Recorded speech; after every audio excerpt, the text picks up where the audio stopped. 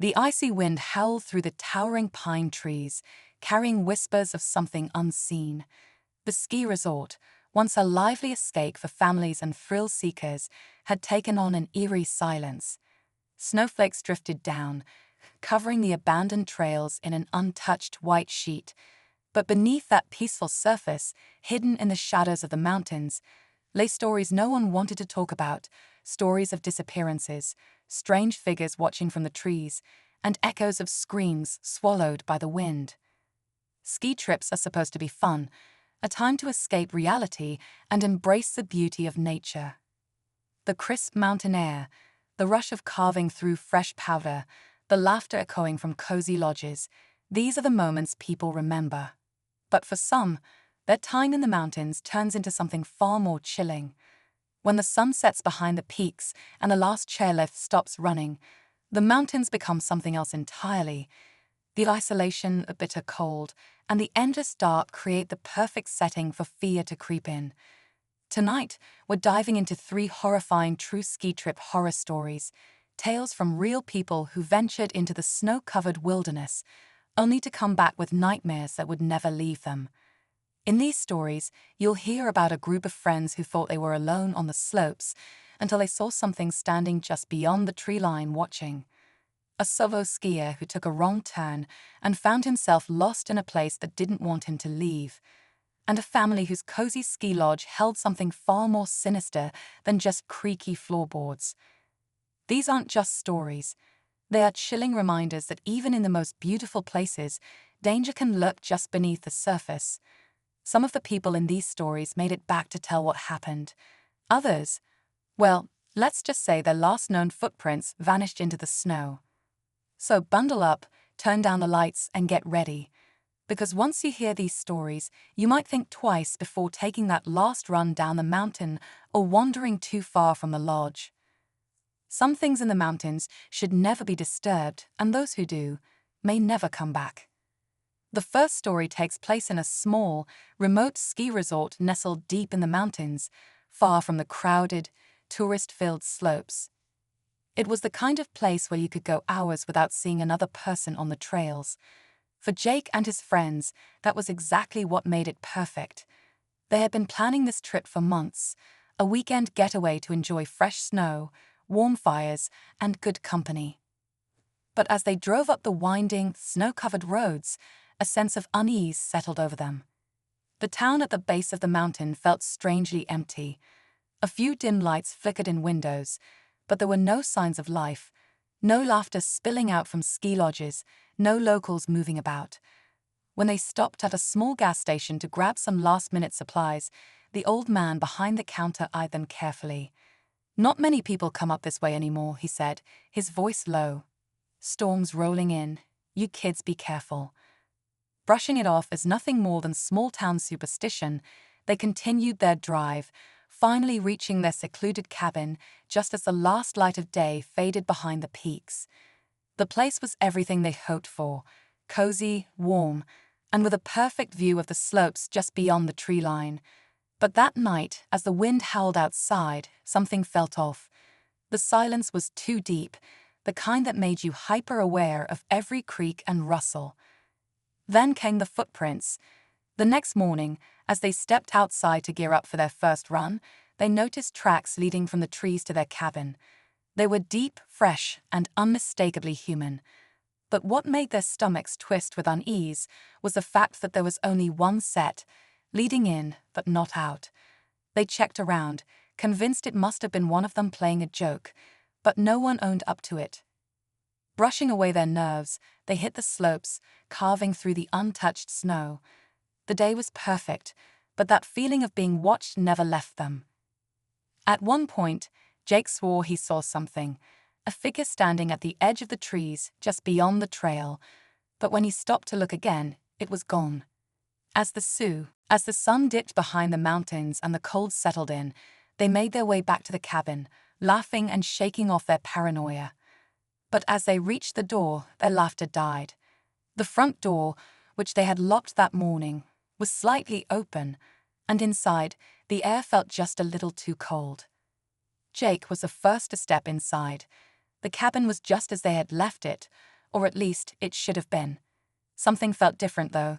The air was heavy, almost as if someone had just been there, yet there were no signs of forced entry. The fireplace had burned down to dying embers, casting flickering shadows along the wooden walls. A faint draft crept through the room, but all the windows were still locked. "Did someone forget to close the door this morning?" Sarah asked, hugging her arms to her chest. Her voice wavered slightly, but she tried to hide it. "No way," Jake said, glancing around. "I locked it myself." No one spoke for a moment. Then Mark, the most skeptical of the group, let out a nervous laugh. Maybe it just didn't latch right. Wind could have pushed it open. His explanation was reasonable. Trying to shake off the unease, they'd busied themselves with dinner, filling the cabin with the comforting sounds of chopping vegetables, sizzling food, and quiet conversation. But the tension lingered, unspoken yet heavy. Every so often, someone would glance toward the door or the darkened windows as if expecting to see something, or someone watching. After eating, they settled into the living room, playing cards by the dim glow of lantern light. The storm had rolled in fast, just like the old man at the gas station had warned. The wind rattled the cabin, and snow piled against the windows, making it impossible to see beyond the glass. The sense of isolation grew stronger. Then came the sound. A soft crunching noise just outside. Slow, deliberate footsteps pressing into the snow. Jake's breath hitched as he exchanged glances with the others. No one spoke. No one moved. The footsteps stopped just outside the door. Mark, always the skeptic, exhaled sharply and stood up. It's probably just an animal. But before he could take another step, the doorknob rattled. The group froze. The fire crackled, the wind howled, but nothing drowned out the unmistakable sound of metal twisting, someone testing the lock. Jake felt his heart hammer against his ribs. He motioned for everyone to stay quiet. Sarah clutched her phone, her hands trembling as she checked for a signal. For what felt like an eternity, they sat frozen, barely breathing, waiting for another sound. But nothing came. No footsteps retreating, no more rattling. Just the storm raging outside and the deep, suffocating silence inside the cabin. Mark, still trying to play it cool, let out a shaky breath and moved toward the door. "It's fine," he whispered. "Probably just the wind messing with the latch." Jake grabbed his arm. That wasn't the wind. They all knew it. The way the doorknob had twisted, it was careful, controlled. Someone had been standing just outside, trying to get in. Sarah clenched her phone tighter. "We need to get out of here." But going outside wasn't an option. The storm had swallowed the world beyond the cabin, turning the windows into nothing but swirling white. Even if they wanted to run, they wouldn't get far before losing their way in the blizzard. Then came another sound. Not from the door this time, from the back of the cabin. A faint, almost rhythmic tapping against the window. Everyone turned at once. The back window was small, just above the kitchen sink, barely visible in the dim light. The tapping came again, slow and deliberate. Jake's stomach twisted. There was no porch back there, no steps, just a steep drop into the snow-covered trees. No one should have been able to reach that window. The fire flickered, casting shadows across the wooden walls. The tapping stopped.